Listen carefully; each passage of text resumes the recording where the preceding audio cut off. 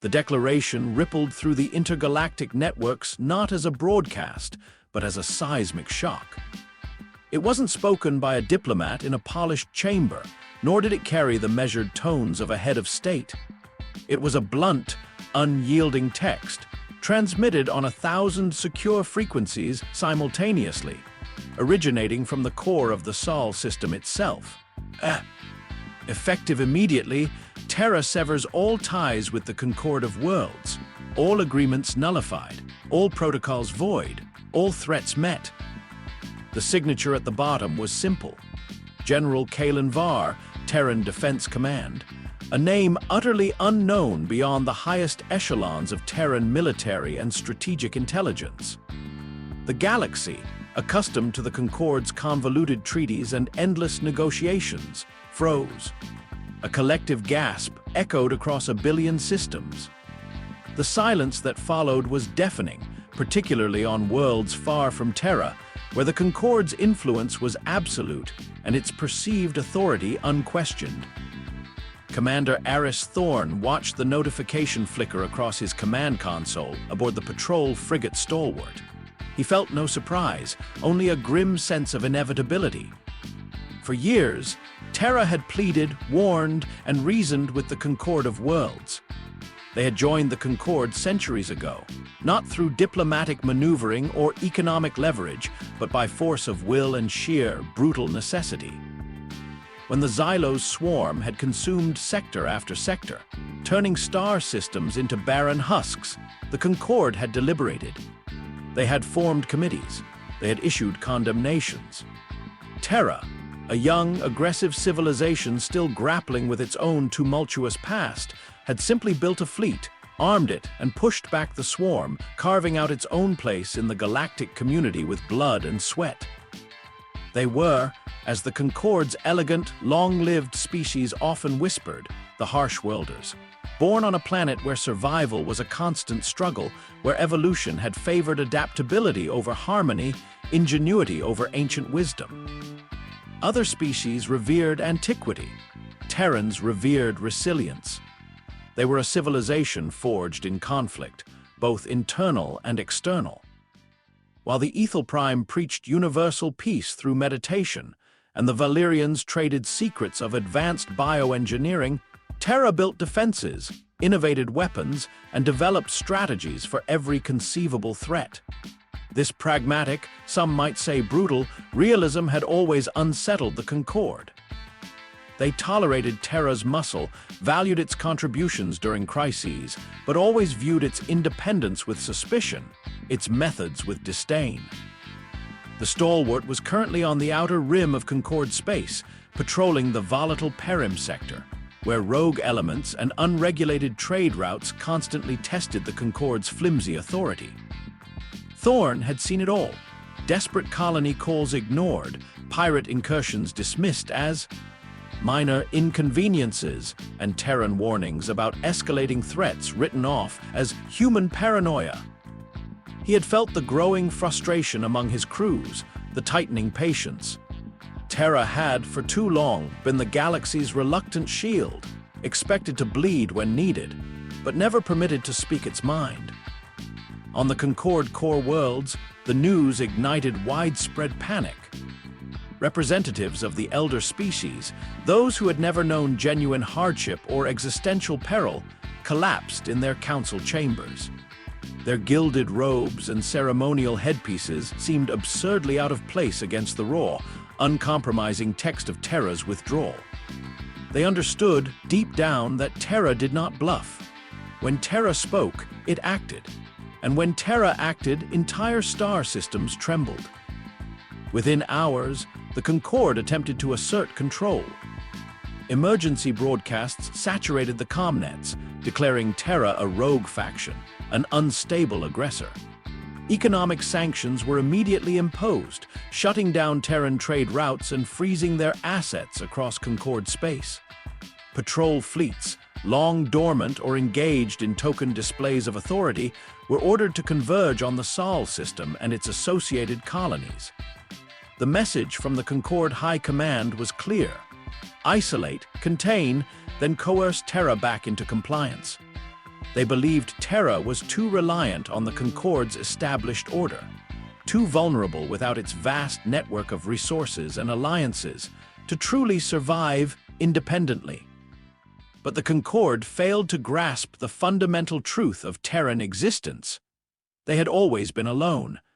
They had survived countless internal cataclysms, overcome impossible odds, and forged their own path through a hostile galaxy long before the Concorde had even discovered their nascent civilization. Dependency was a concept alien to the Terran spirit. Commander Thorne's vessel, the Stalwart, found itself suddenly an orphan of the cosmos. Concorde comm traffic, once a ceaseless hum, went silent on all Terra-aligned frequencies. Supply lines, once meticulously managed, evaporated. Orders from Earth Command, once absolute, simply ceased. "Sir," Lieutenant Alara Vance, the Stalwart's communications officer, reported, her voice tightly controlled. "Concorde security fleets are repositioning. Subfleet 7 is now encircling the Kalan Drift, directly impacting our jump points back to the Terran core systems." Thorne nodded, his gaze fixed on the holomap, watching the ominous red markers converge. "They think they can choke us out, starve us back into their pen." "And our orders, Commander?" Vance pressed, her fingers hovering over the severed comm channels. "Protocol dictates we attempt re-establishment with Earth Command." Thorne finally turned, his eyes, usually calm and distant, held a flicker of cold determination. "There is no Earth Command as they understand it, Lieutenant. There is only Terra, and there is only us out here." Panic transmissions from Concorde vessels began flooding their short-range comms. Pleas for confirmation, desperate queries about misunderstandings, demands for Terran reassurance. They did not comprehend. They never would. Terra wasn't merely withdrawing from their political games. It was removing itself from their chessboard entirely.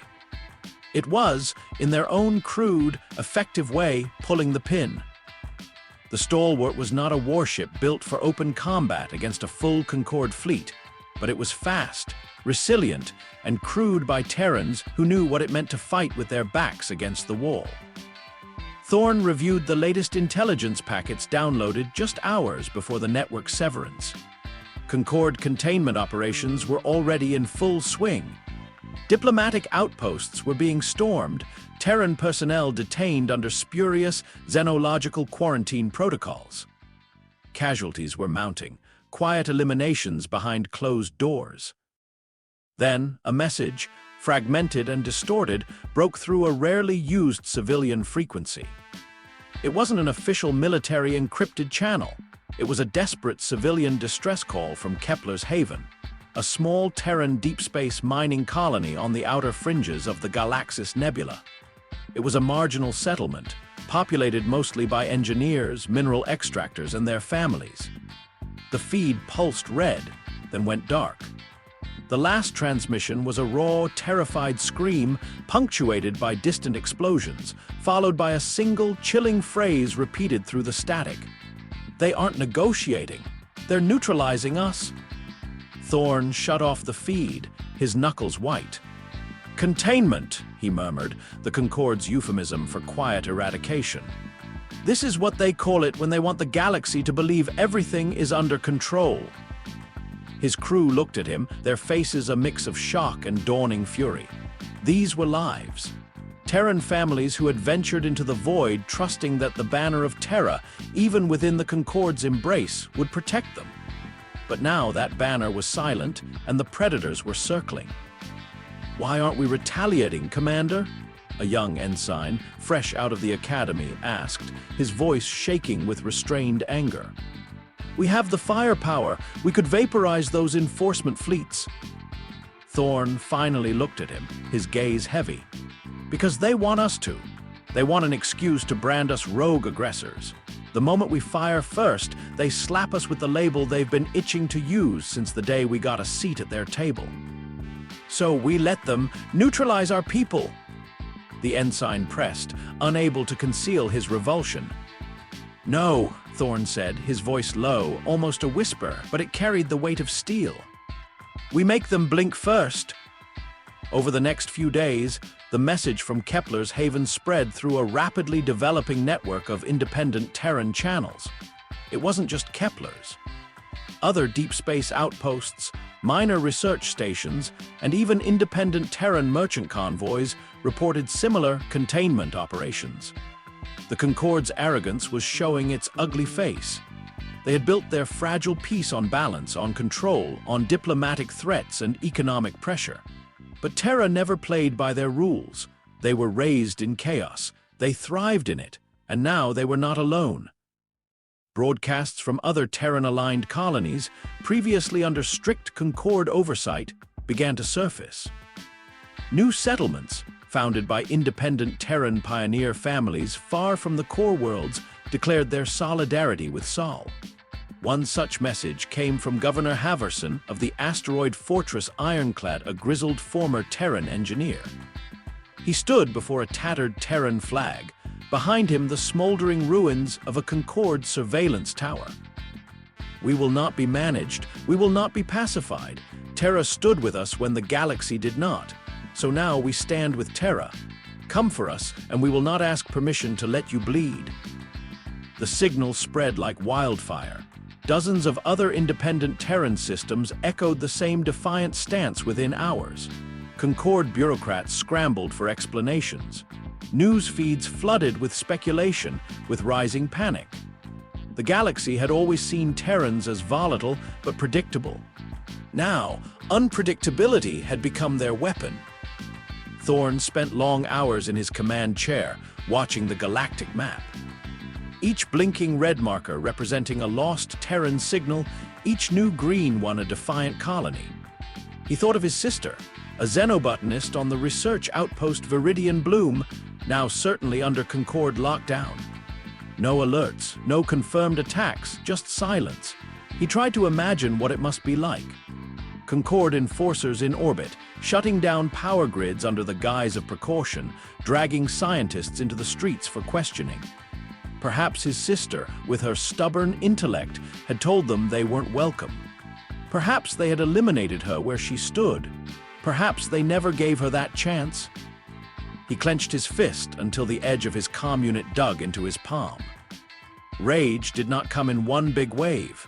It seeped in. Quiet, corrosive, crawling under his ribs until it owned him.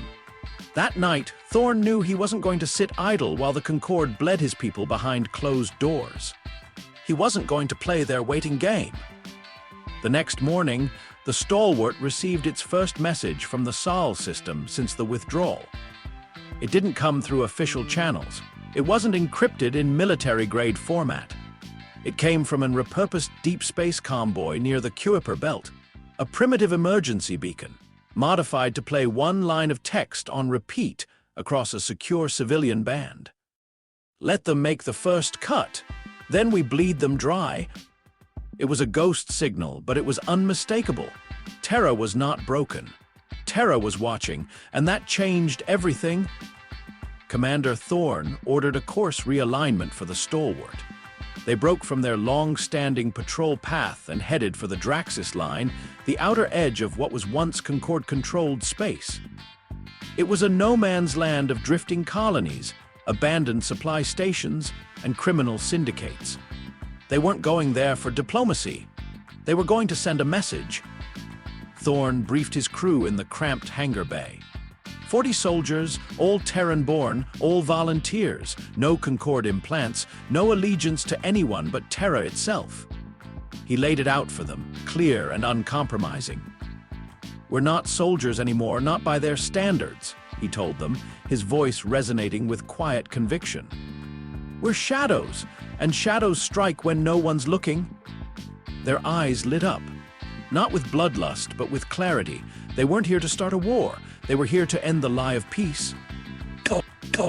Thank you for watching Part 1 of Earth Broke Ties with the Galactic Council. If you found this story gripping, please hit that like button and subscribe for more HFY adventures. What do you think Commander Thorne and the Stalwart will do next? Let us know in the comments below, and tell us where you're watching from. Thorne's words, "We're shadows, and shadows strike when no one's looking." hung in the cavernous hangar bay, punctuated by the soft hum of the stalwarts' idling thrusters. The 40 Terran soldiers, a mixed cohort of engineers, tactical specialists, and former civilian contractors now repurposed for asymmetric warfare, met his gaze with unyielding resolve. Their faces, etched with the grim realities of the past few days, carried a fresh glint of purpose. No cheering, no bravado, just a quiet understanding of the hard road ahead. Their target, Concorde Relay Station Gamma 7, masquerading as a deep space navigational beacon in the heart of the Draxis line. Intelligence, painstakingly gathered by Terran sympathizers over decades, indicated it was a covert Concorde black site, a hub for interrogation of suspected Terran collaborators, a data nexus for containment operations, and a staging ground for the forced relocation of populations deemed unstable or Terran-aligned. Thorne knew the Concorde's euphemisms. Re-education meant torture. Relocation meant slavery or worse. The stalwart approached Gamma 7 under cloak of a localized dust cloud, a naturally occurring nebula anomaly Thorne had specifically routed them through. Their hull, coated in a non-reflective polymer, absorbed sensor pings rather than deflecting them. It wasn't perfect stealth, but in the chaotic, often ignored Draxis line, it was enough. "Proximity alert, Commander," Lieutenant Vance's voice was crisp from the comms station. "Automated sentry drones. Passive scans only, thankfully. They're relying on basic orbital patterns." "Jam their flight protocols," Thorne ordered. "Not aggressively. Feed them phantom data. Make them think they're still on patrol, just a few clicks off course." Ensign Jax, a prodigious young programmer with a penchant for digital mischief, grinned. "Consider it done, Commander. They'll be chasing their own tails for the next cycle." The stalwart slipped past the confused drones, a phantom amidst the dust. They reached the station's unmonitored ventral access hatch. It was designed for supply deliveries, not infiltration. Thorne's team, clad in dark, non-reflective combat suits, moved through the vacuum of space like specters, magnetic boots whispering against the hull. There were no grand speeches, no heroic charges, just cold, efficient precision. The breach was surgical. Plasma torches cut through the reinforced outer plating, then phased disruptors melted the inner seals. They moved through the labyrinthine corridors of Gamma 7 like a whispered threat. The station's security, designed for bureaucratic oversight rather than genuine combat, melted before them. Pale-skinned Concorde security personnel, more accustomed to filing reports than firing weapons, dropped without a sound, their energy weapons still holstered. Thorne's rifle kicked once, a controlled burst of particle energy, neutralizing a Concorde administrator attempting to lock down the comms hub. The figure collapsed, still clutching a data pad filled with fabricated charges against a Terran civilian advocacy group. "No prisoners?" Thorne's voice was low, echoing the ghost signal's cold resolve. "No testimony, just the message."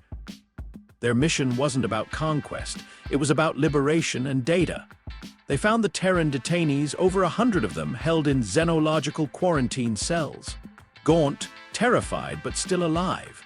The sight ignited a fresh spark of rage in Thorne's gut. These were not soldiers. These were families, scientists, traders. Civilians caught in the Concorde's panicked sweep. "Lieutenant Vance, begin extraction," Thorne ordered, his voice tight with suppressed emotion. Ensign Jax, commence data download. Every server, every archive. We want their black budget operations, their containment logs, their false flags. Everything. As the Terran civilians were led to waiting shuttles, Thorne's squad rigged the station's critical systems, not with explosive charges, but with something far more insidious. Jax's custom-built Veritas virus, a digital parasite designed to corrupt data, erase specific logs, and then, as a final flourish, broadcast fragmented, damning evidence of Concorde atrocities across every open frequency in the sector. It wouldn't be a complete data dump, but enough to sow chaos and doubt. Enough to make the galaxy question the Concorde's carefully curated image of peace. By the time the stalwart pulled away from Gamma 7, the station was a silent, inert hulk. No fire, no wreckage, no smoking craters. Just a cold, clear message burned into its central control interface. You hurt ours. We burn yours, not with fire, but with truth. Word of Gamma 7 disappearance, and the subsequent leak of Concorde internal documents spread through the nascent Terran independent network like wildfire. The Concorde, still reeling from Terra's initial withdrawal, issued a frantic denial. They called it Terran propaganda, a rogue terrorist act. But the whispers had begun. Other species, long suppressed or marginalized by the Concorde's rigid hierarchy, started to question. If Terra, the volatile, unpredictable species, was capable of such surgical, silent strikes, what else had the Concorde hidden? Days later, the stalwart received its first direct contact from a non-Terran entity since the withdrawal. It was an encrypted burst from a hidden comm relay near the forgotten mining colony of Xylos 4, a system once ravaged by the Xylos swarm, and now supposedly under Concorde reconstruction. The message was terse. Terran message received. Confirmed, our people experienced similar containment. Encrypted logs to follow. We recall your stand at Harker Ridge. We do not forget. Our warriors are ready to talk. It was from the Gorak clans, a species of reptilian warriors known for their honor and their brutal, relentless combat tactics. They had been forced into Concorde subservience after the Swarm Wars, their martial traditions suppressed, their history of resistance rewritten. This was significant. The Gorak were not known for subtlety. "Commander, other signals are coming in," Vance reported, her eyes wide. From the Viridian Ascendancy, the Draxian Merchant Guild even whispers from the elusive Krillkin. They're all echoing similar sentiments, calls for truth, transparency, justice. Thorn watched the galactic map on his console. Green markers, representing Terran-aligned systems, were no longer isolated dots. They were forming interconnected webs, drawing new, unexpected allies into their fold. The Concorde's red markers, once monolithic, were beginning to flicker with instability warnings. Their carefully constructed order was unraveling from within. "They underestimated the power of truth," Thorn murmured, echoing General Var's unspoken strategy. The Concorde had always prided itself on order, diplomacy, and peace. But they had built that peace on selective justice, on suppressed histories, on the systemic oppression of less powerful species. And now, Terra was leaking that history system by system, fact by fact. The Concorde, blinded by its own hubris, made a grave mistake. They didn't respond with renewed diplomacy, but with increased aggression. Concorde High Command issued an emergency resolution, authorizing preemptive pacification strikes on non-compliant Terran factions operating beyond Sol space. It was a thinly veiled declaration of open warfare, wrapped in legalistic jargon. They were going to start eliminating humans again, only now they called it galactic security. On the Stalwart's Bridge, the news was met with a grim silence. "No more waiting," Thorn said, his voice hard, devoid of the lingering doubt he'd felt days ago. "We're not playing the shadow anymore, we're becoming the storm." Their counterattack wasn't massive. It was surgical, precise, and psychologically devastating. Thorn's team, with the aid of the newfound Gorak intelligence, hit Concorde enforcement depots, their crucial supply chains, and deep space listening posts. Not to destroy them outright, but to cripple their systems, scatter their fleets, and throw their logistics into an irreversible spiral of confusion. Every strike was clean, brutal, and left a digital tag burned into the wreckage. You wanted our silence. Now live with our voice. The galaxy reeled. Concorde fleets, once untouchable, found themselves adrift, their comms scrambled, their fuel lines sabotaged. Their supply caches mysteriously empty. Panic spread through their ranks. Young officers defected mid-mission, surrendering to human-aligned cells rather than face the invisible threat. Terran sleeper cells, activated across every known quadrant, ensured no Concorde system was safe. Banking systems imploded under cybernetic sabotage. Entire populations refused to pay planetary taxes.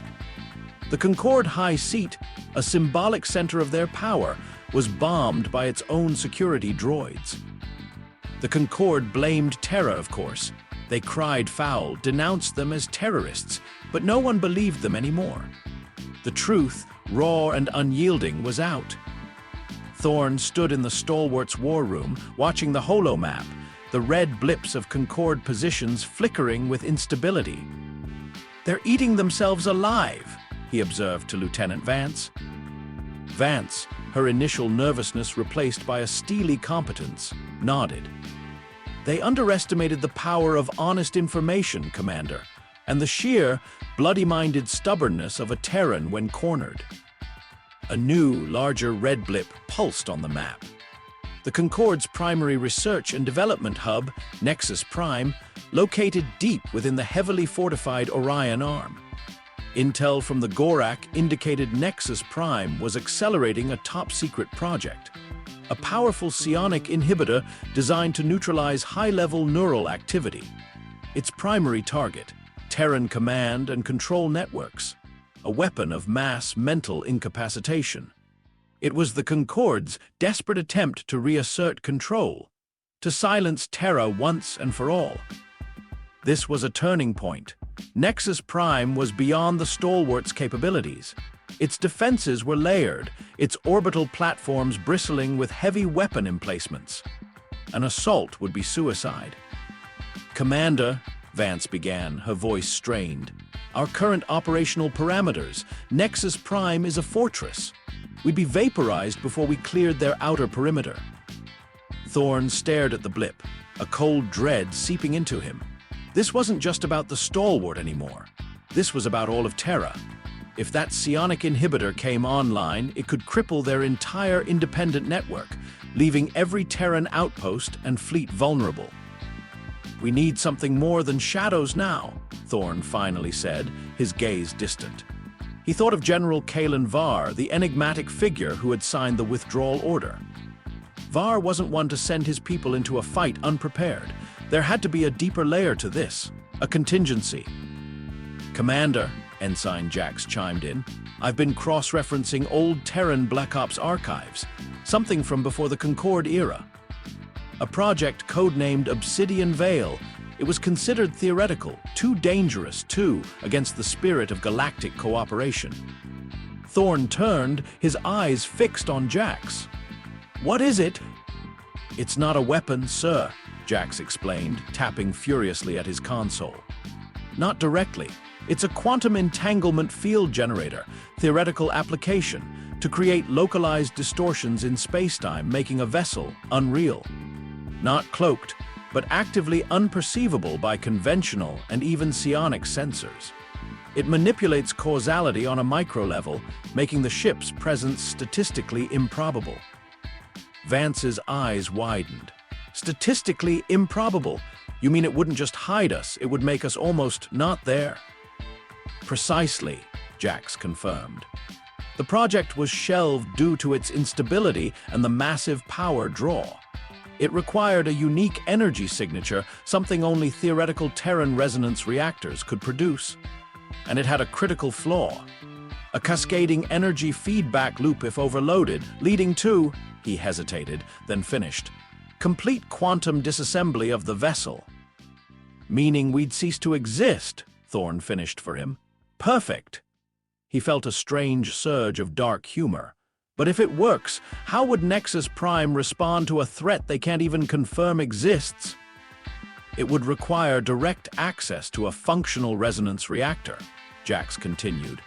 "And the only ones known to exist were in the experimental deep space facility designated Tartarus Forge, now listed as abandoned and sealed after the Concorde Accords." Tartarus Forge. Thorn knew the name. A relic of Terra's brutal pre-Concorde era, a rumored black site where humanity had pushed the boundaries of physics and reality. It was a place of dark legends and unspoken horrors, sealed away after Terra's reluctant integration into the Concord, deemed too dangerous, too volatile for any civilized species. Its coordinates were classified, its existence often denied. "Lieutenant Vance," Thorne commanded, his voice gaining a new edge of cold resolve. "Adjust course. Set full burn for Tartarus Forge. Ensign Jax, begin pulling every data byte you can on Obsidian Vale. Its instabilities, its protocols, everything. We're going in." Vance didn't flinch. "Aye, Commander. But even if we get it online, it's a one-shot deal, isn't it? An all-or-nothing gamble." Thorne met her gaze, his eyes mirroring the grim determination in hers. "Terra never got a choice on how it evolved, Lieutenant. It simply survived. And right now, survival demands we remind the Concord of what happens when you push a harsh welder past the breaking point." The stalwart veered sharply, arcing away from the known space lanes, plunging into the uncharted darkness towards Tartarus Forge. The air on the bridge crackled with a new, terrifying energy. They were no longer just a ghost. They were about to become something the galaxy had never seen. Something fundamentally impossible. Prepare for the next thrilling chapter of Earth broke ties with the Galactic Council. Don't miss a single pulse-pounding moment as Commander Thorne risks everything for humanity. Heck yeah. What do you think Project Obsidian Vale truly is? And what horrors await the stalwart at Tartarus Forge? Share your theories in the comments and hit that subscribe button to join our growing legion of HFY enthusiasts. Only subscribers get exclusive early access to lore snippets and sneak peeks. The stalwart plunged into the Draxis Line's uncharted deep, a sector once deemed too unstable for even Concord scout vessels. Here, stellar anomalies warped gravitational fields, and ancient, unmapped asteroid fields drifted like skeletal warships. The journey to Tartarus Forge was not merely a navigation challenge. It was an exercise in pure survival, a descent into the forgotten, wild edges of galactic space. Lieutenant Vance, her face pale in the dim light of the navigation console, frequently reported phantom readings, echoes of long-perished vessels caught in gravitational eddies, or perhaps something far older and more unsettling. After 3 relentless cycles of warp and recalibration, the stalwart dropped out of superluminal velocity. Before them, suspended in the cold vacuum, hung Tartarus Forge. It was not a conventional station, nor a natural celestial body. It was a scar, a colossal, twisted lattice of blackened metal and jagged, reinforced alloys, seemingly ripped from the heart of a dead planet and reassembled into a grotesque, geometric nightmare. It pulsed faintly, not with light, but with an absence of light, absorbing the distant gleam of stars. No comms, no active defenses, just an ominous, silent presence. "Scans are conflicting, Commander," Ensign Jax reported, his voice tinged with unease. "It's showing as structurally inert, but there are fluctuating energy signatures deep within its core, like something massive is dormant, not extinguished." Thorne gazed at the forge, a grim understanding settling upon him. This wasn't just an abandoned facility. It was a tomb designed to bury secrets so profound they could unravel reality. "Prepare the infiltration team. Ensign Jax, you're with me. Lieutenant Vance, maintain a discreet perimeter. Do not engage unless absolutely necessary. If we don't return in 20 standard hours, execute emergency jump protocols and transmit all data to the independent network." Vance nodded, her gaze firm. The implicit order hung unspoken. Leave no trace, carry the truth forward. The infiltration was unlike any Thorne had commanded.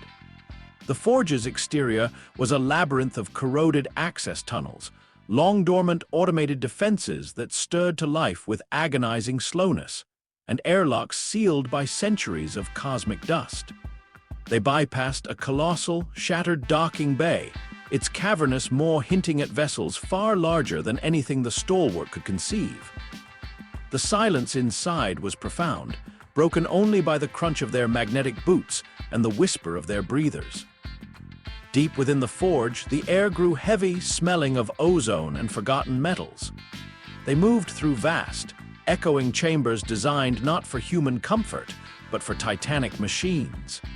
Data conduits, thick as a human torso, snaked along walls, leading to central processing hubs that pulsed with a faint, internal luminescence. This was where Project Obsidian Veil had been housed. This was where Terra had once dared to touch the impossible. They found the core chamber sealed behind a reinforced plasma barrier, a last-ditch defense that glowed with a sickly green energy.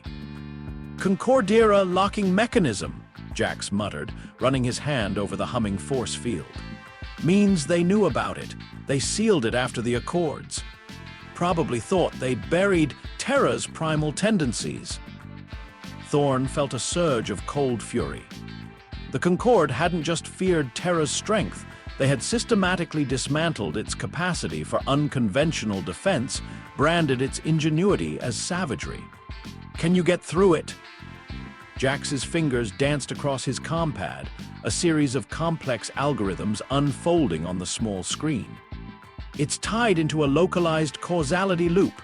Every attempt to brute force it sends a feedback surge that reinforces the barrier. Clever for them, primitive for us."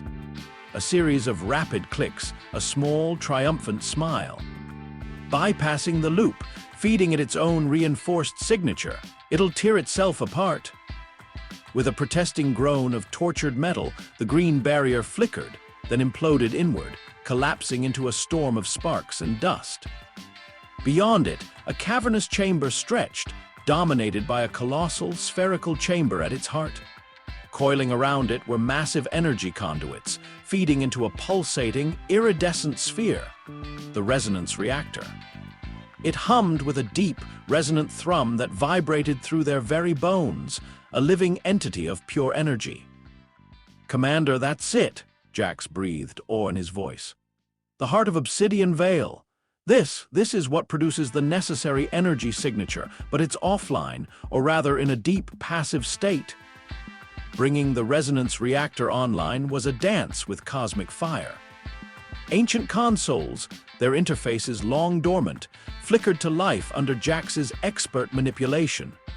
Diagrams of complex energy flows, quantum entanglement equations, and warnings of existential instability scrolled across their surfaces. A critical warning flashed. "Warning!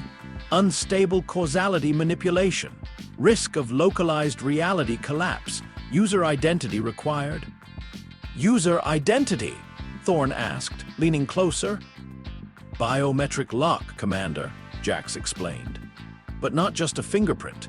It's analyzing neural pathways, genetic markers, a unique human signature.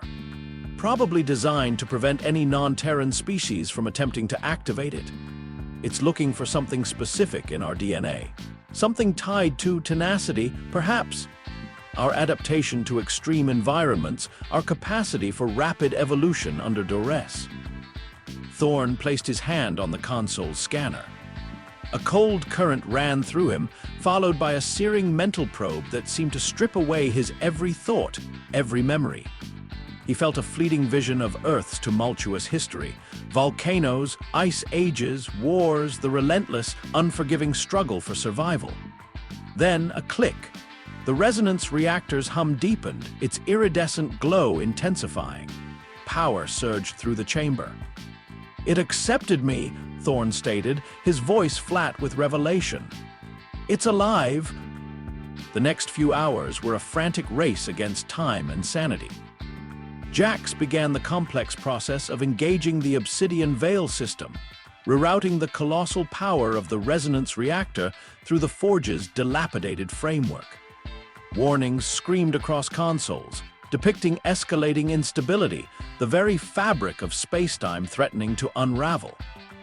The atmosphere in the chamber grew heavy, the air thick with a tangible distortion, the edges of their vision shimmering.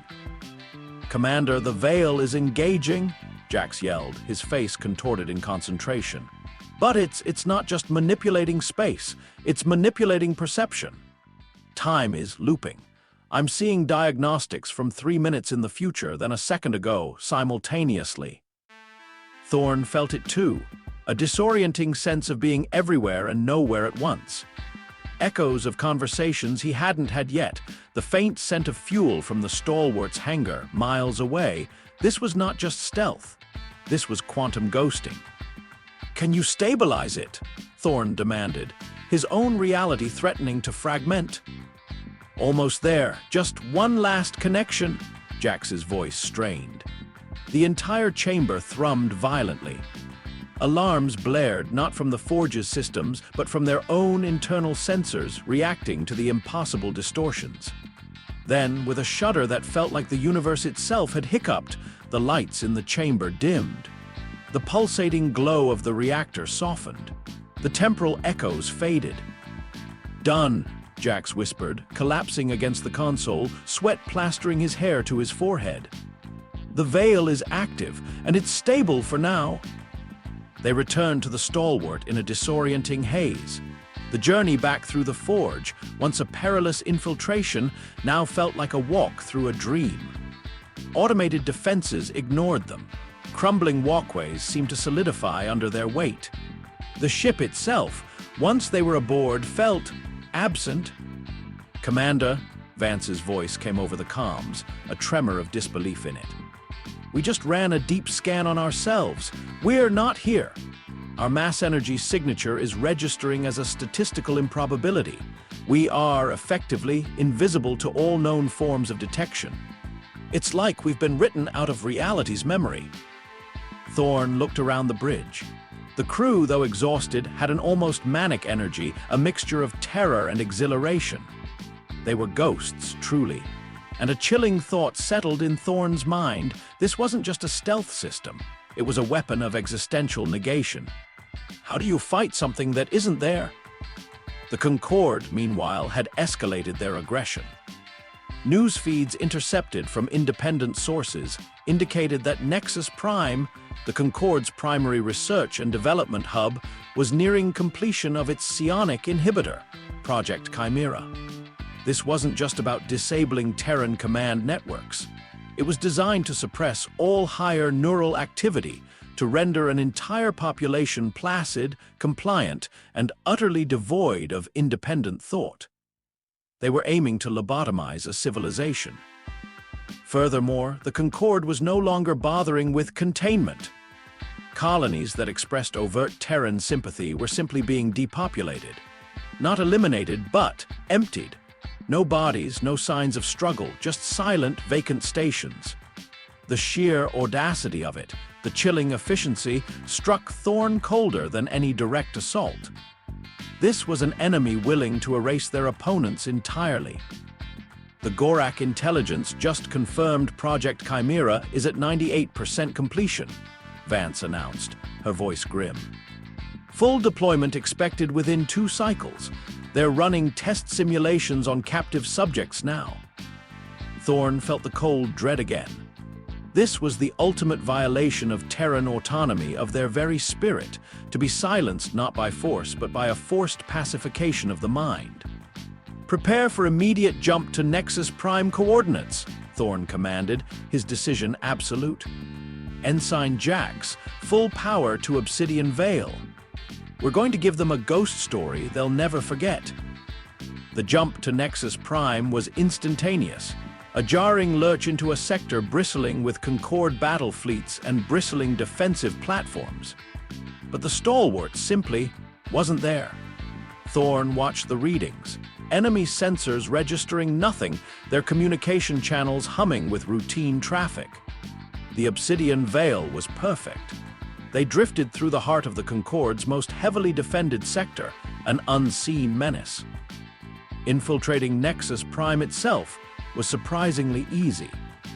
The stalwart phased through the station's outer hull, its quantum field shimmering around them like heat haze, making their atoms statistically unlikely to interact with the station's solid structure. They found themselves in a maintenance shaft, the air thick with the hum of the station's immense power conduits. Thorn led a small team, their weapons charged but silent. They moved through corridors filled with oblivious Concorde scientists and security personnel. The sensation was disorienting. People would walk right through them, unfeeling, unseeing. It was like being a phantom, a whisper in the machine. This was the ultimate expression of Terra's new strategy. Not to strike, but to undermine, to expose. They reached the central research chamber where Project Chimera was housed.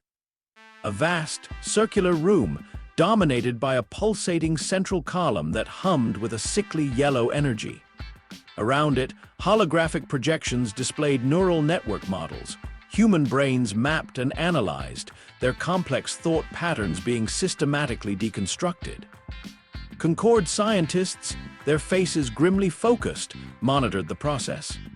There were test subjects, Terrans, suspended in transparent stasis fields, their faces blank, their eyes vacant.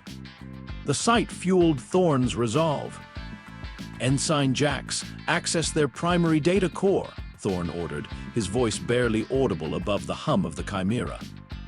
Prioritize Project Chimera's schematics, then their entire black archive, every secret they've buried, every crime they've committed.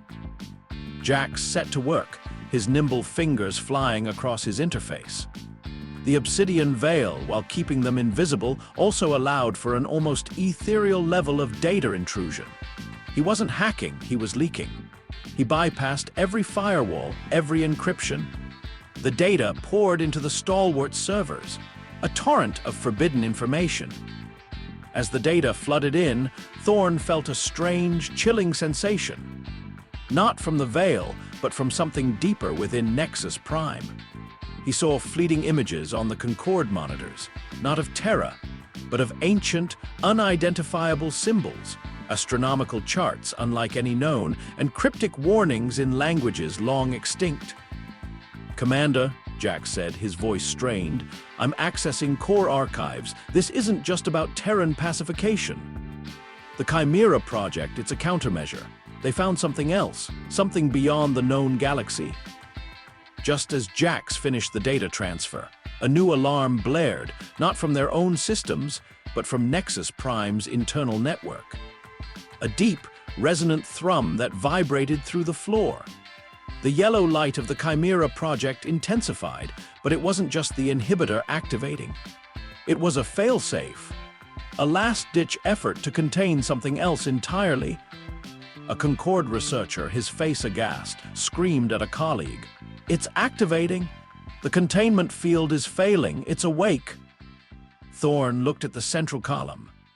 The yellow light pulsed faster, erratically, then began to shift.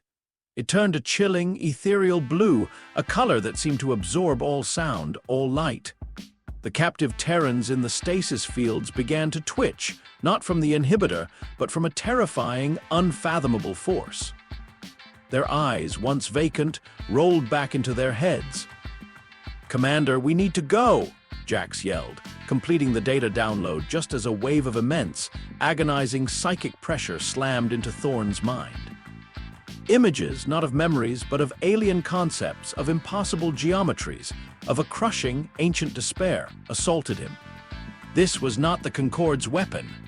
This was what the Concorde was afraid of. "Pull out," Thorn ordered, pushing through the psychic assault. "Full speed, get us out of here now." The stalwart recoiled, the obsidian veil shimmering as it tried to hold their reality together against the crushing wave of alien thought. They punched out of Nexus Prime, leaving behind a station not destroyed by bombs, but writhing under an unseen, terrifying awakening. Thorn looked back at the holographic projection of Nexus Prime as they warped away. The Concorde fleets were firing on the station, but their weapons seemed useless against the expanding blue light. The station wasn't being destroyed, it was being unmade. "Commander," Vance's voice was shaky. "The data Jax retrieved, there's information about something called the Void Shapers, entities from beyond the galactic rim. The Chimera project wasn't just an inhibitor, it was a psychic shield, and we just pulled the plug." Thorn felt a cold dread deeper than any he had ever known. They had crippled the Concorde, exposed their lies, avenged their people. But in doing so, they had unleashed something far worse. Something the galaxy, in its complacent peace, had never even dreamed existed. They had broken the Concorde's ties with the galaxy. And now the galaxy was paying the price. The cosmic ballet of defiance and discovery continues. If you've been gripped by Commander Thorne's desperate gamble and the shocking revelations at Nexus Prime, smash that like button and subscribe for more humanity. Heck yeah! The Obsidian Veil may have made the stalwart invisible, but what other price will they pay for their impossible power? And what exactly are the Void Shapers? Tell us your deepest fears for the galaxy's future in the comments below, and hit subscribe so you don't miss the terrifying truth in Part 4. Every subscriber helps us continue these epic HFY narratives. Did you know the Obsidian Veil's core reactor is powered by pure human audacity? Now you do. The stalwart recoiled from Nexus Prime, the Obsidian Veil shimmering, barely holding its reality together against the monstrous, unseen force that now pulsed from the unmaking station. Thorne watched the holographic projection of Nexus Prime on his command console, the blue light from its core expanding, swallowing the Concorde fleets that desperately fired upon it. Their weapons, once so formidable, seemed less than futile, mere sparks against an encroaching void. The station wasn't being destroyed, it was being unwritten. "Commander," Lieutenant Vance's voice was a ragged whisper, "the data Jack's retrieved. There's information about something called the Void Shapers, entities from beyond the galactic rim. The Chimera project wasn't just an inhibitor, it was a psychic shield, and we just pulled the plug." A cold dread deeper than any Thorne had ever known settled in his gut. They had crippled the Concorde, exposed its lies, avenged their people. But in doing so, they had unleashed something far worse. Something the galaxy, in its complacent peace, had never even dreamed existed. They had broken the Concorde's ties with the galaxy, and now the galaxy was paying the price. Within hours, the unmaking began. It wasn't an invasion, not a war of conquest. It was a slow, terrifying erasure. Systems, once bustling with life, simply ceased to exist, not with explosions, not with wreckage, but with absence. A sudden, chilling void where stars and planets once burned.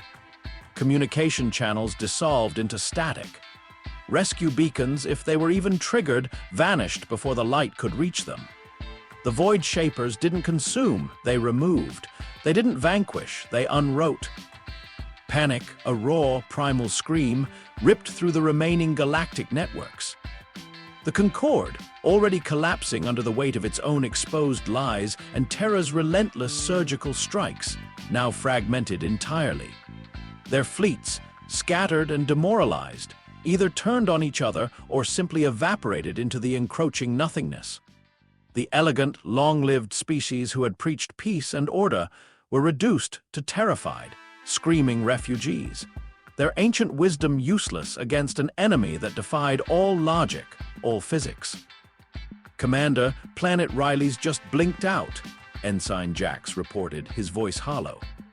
"No energy signature, no gravitational anomaly, it's just gone, along with its entire solar system." Thorne stared at the galactic map. Red markers, once representing Concorde strongholds, were now turning black, not in conquest, but in extinction. Green markers, the Terran-aligned systems, were still there, isolated islands in a rapidly expanding ocean of non-existence. The Obsidian Veil, designed to make the stalwart statistically improbable, offered a terrifying form of immunity. They were untouchable, but they were also helpless witnesses to the unraveling of everything.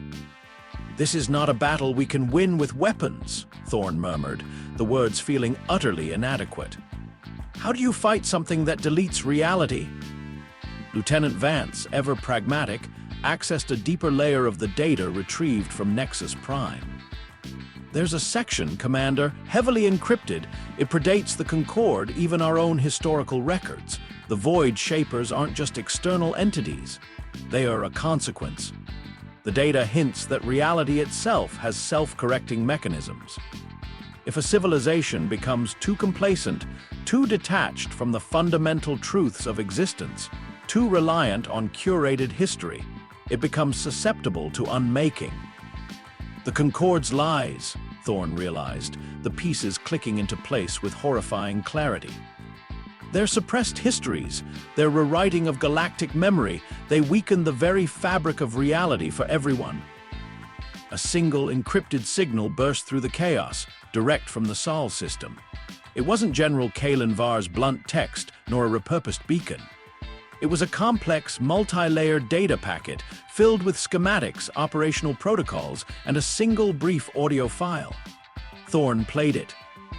It was General Var's voice, calm, measured, utterly devoid of fear, as if he had been speaking to this moment for centuries. Terra did not withdraw from the Concorde out of aggression alone. We withdrew because we recognized a deeper contagion. The Concorde's complacency, their deliberate erasure of inconvenient truths, their systemic denial of struggle, it was a disease. A disease that made the galaxy vulnerable to what lurked beyond the veil of their carefully constructed peace. We saw the signs. We knew what was coming. Our withdrawal was not an act of defiance, but an act of strategic preservation. For humanity, yes, but also for reality itself. The audio continued, revealing a terrifying truth. General Var hadn't just been preparing for a war against the Concorde. He had been preparing for this, for the Void Shapers. Earth's long history of internal strife, its brutal evolution on a harsh world, its stubborn refusal to forget its past, even its darkest chapters, had forged something within humanity that no other species possessed. A core of raw, unyielding memory. A deep, collective identity that defied erasure. Project Mnemonic Echo, Var's voice declared, his tone hardening. This is our final defense. The only thing the Void Shapers cannot unmake is that which is remembered with absolute conviction. The raw, unfiltered, brutal truth of human experience. Every struggle, every victory, every loss. Every tear, every laugh, every impossible dream. We do not forget, and if we do not forget, we cannot be unwritten. The data packet contained coordinates, not for a weapon, but for a series of deep space Terran installations, long dormant, hidden in forgotten nebulae and asteroid belts. These were not military bases. They were vast archival complexes, some of them planetary in scale, designed to preserve the entirety of human history, not just in data, but in every conceivable form.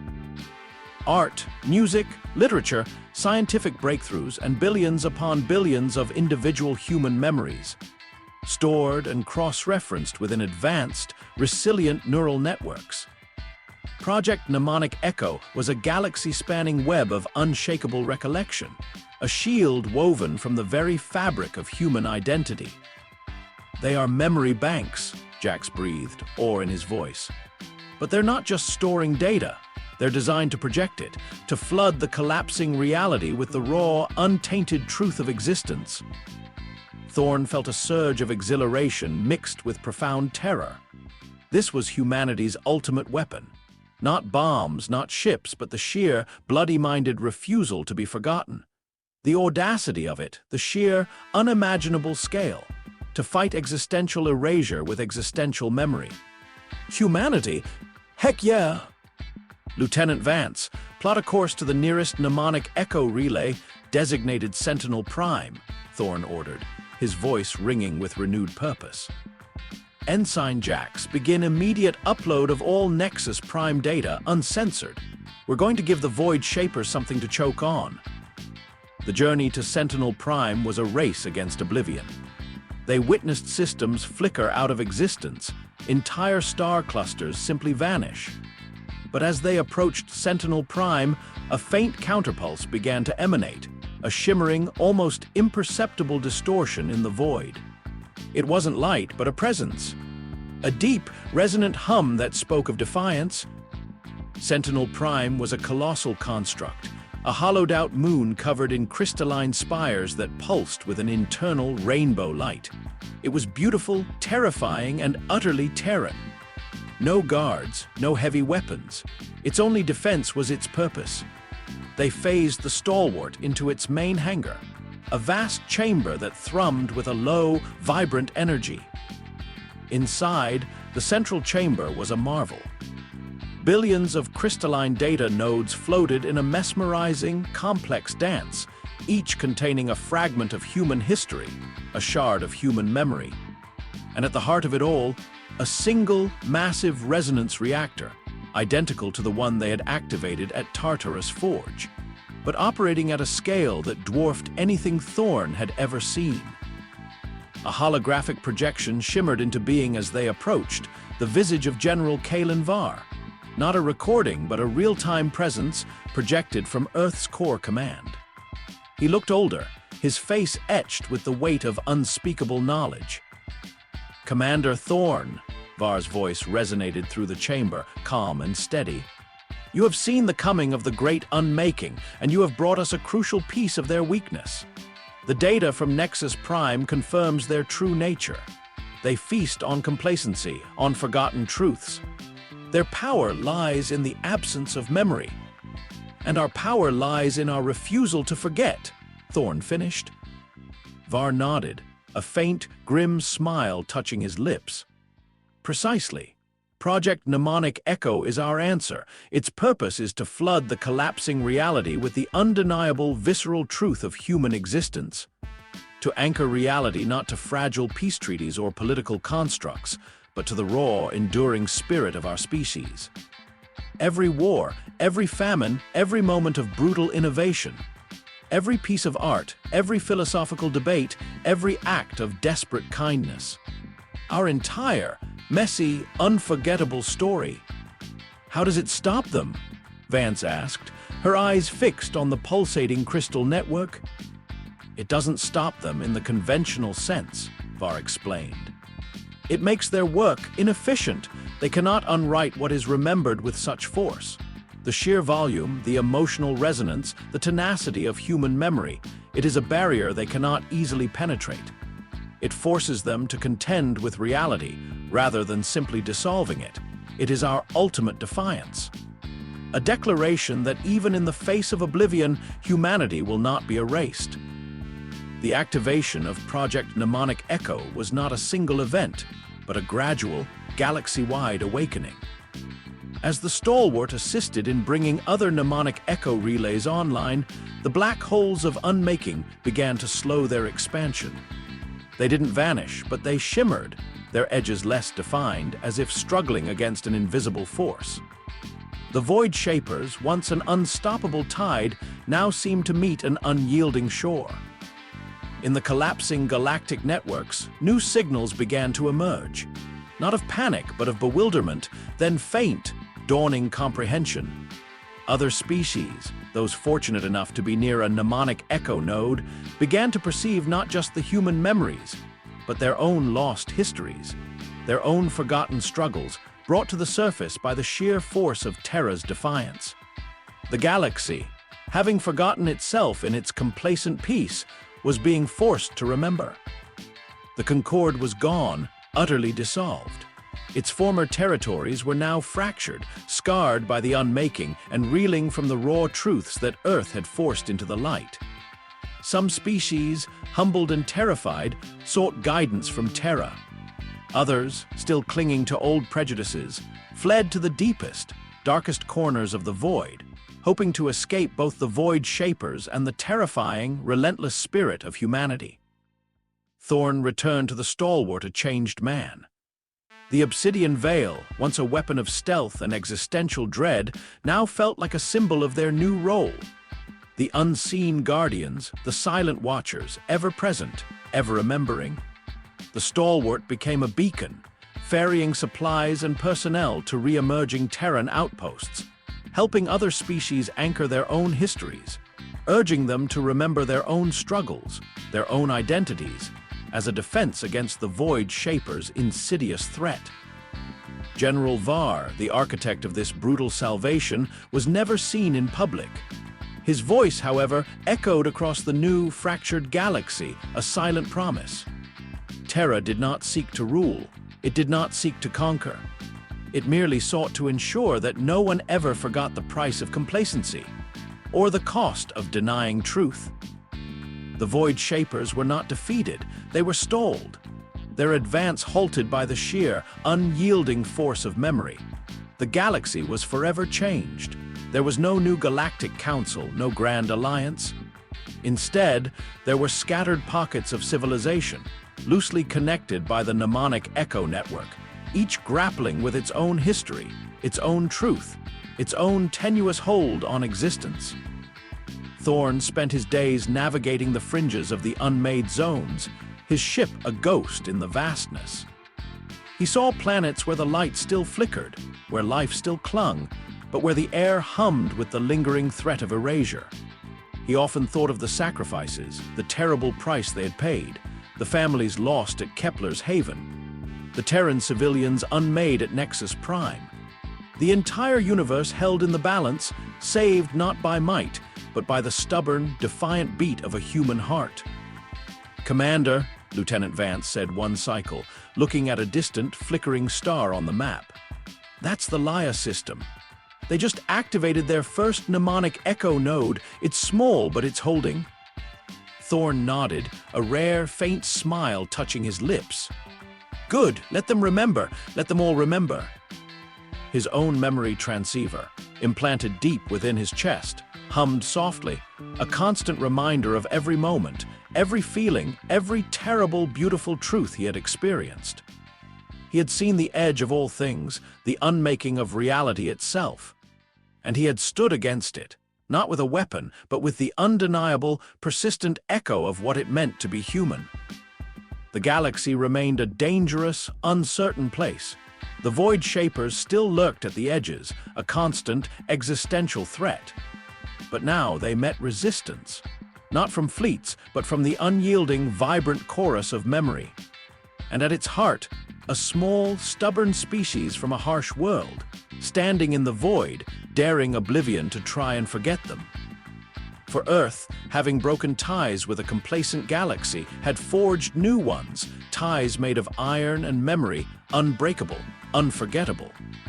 And as long as humanity remembered, nothing could truly be unmade. Thank you for joining us on this epic journey through Earth broke ties with the Galactic Council, and panic echoed through the galaxy. If this finale left you breathless, please hit that like button to show your support.